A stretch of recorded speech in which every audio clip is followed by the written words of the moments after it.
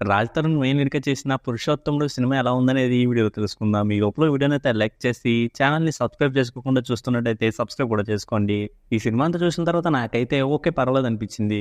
ఈ cinema story line తెలిసినప్పుడు నాకైతే 2 సినిమాలు గుర్తొచ్చాయి. ఈ సినిమా స్టోరీ లైన్ ఏంటంటే హీరో వాళ్ళ ఆఫీస్‌కి సీఈఓ అవ్వాలంటే కొన్ని రోజులు ఎవరికి కనిపించకుండా నార్మల్ లైఫ్ లీడ్ చేయాలని చెప్తారు. ఈ లైన్ విన్నప్పుడు నాకైతే 'పిల్ల జమీందారు', 'బిచ్చగాడు' సినిమాలు గుర్తొచ్చాయి. ముందుగా ఈ సినిమాలో ప్లస్ పాయింట్ల విషయానికొస్తే ఈ సినిమా చూస్తున్నప్పుడు ఎక్కడ కూడా చిన్న హీరో సినిమాలా అనిపించలేదు. యాక్టర్స్ అందరూ పెద్దవాళ్ళు ఉన్నారు. అలాగే విజువల్‌గా చూడడానికి కూడా పెద్ద సినిమా చూస్తున్నాం అనే ఫీలింగే ఉంది. సినిమాలో రాముడి గురించి, భీముడి గురించి చెప్తూ కొన్ని సీన్స్ వస్తాయి. ఆ సీన్స్ చూస్తున్నప్పుడు వాటిని కథలో బాగా ఇన్వాల్వ్ చేశారనిపించింది. సినిమాలో వచ్చే సాంగ్స్, బ్యాక్‌గ్రౌండ్ స్కోర్ అయితే సినిమాకి బాగా ప్లస్ అయ్యాయి అని చెప్పొచ్చు.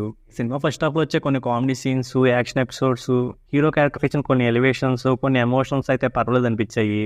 ఇక ఈ సినిమాలో మైనస్ పాయింట్ల విషయానికొస్తే సినిమాలో హీరో నార్మల్ లైఫ్ లీడ్ చేయాలని చెప్పగానే అప్పటి వరకు హీరో ఎక్కడెక్కడో ఉండొచ్చాడు కాబట్టి విలేజ్‌లో బతకడానికి ఇబ్బంది. 'పిల్ల జమీందార్' సినిమాలో లాగా ఇబ్బందులు పడుతూ వాటిని ఫన్నీగా మనకు చూపిస్తారేమో అనిపించింది. కానీ ఈ సినిమాలో మాత్రం హీరో అక్కడికి వెళ్ళగానే చాలా ఈజీగా సెటిల్ అయిపోతాడు. అలా అయిపోవడం అంత కన్విన్సింగ్‌గా అనిపించలేదు. అలాగే అలా అయిపోవడం వల్ల చూడడానికి ఇంట్రెస్టింగ్ ఎలిమెంట్ ఏం లేనట్టు అనిపించింది. అలా కాకుండా 'పిల్ల జమీందార్' సినిమాలో లాగా అక్కడికి వెళ్ళిన హీరో ఇబ్బందులు పడుతూ ఉంటే చూడడానికి ఇంట్రెస్టింగ్ అనిపించేవి. అలాగే ఫన్ కూడా వర్కౌట్ అయ్యేదనిపించింది.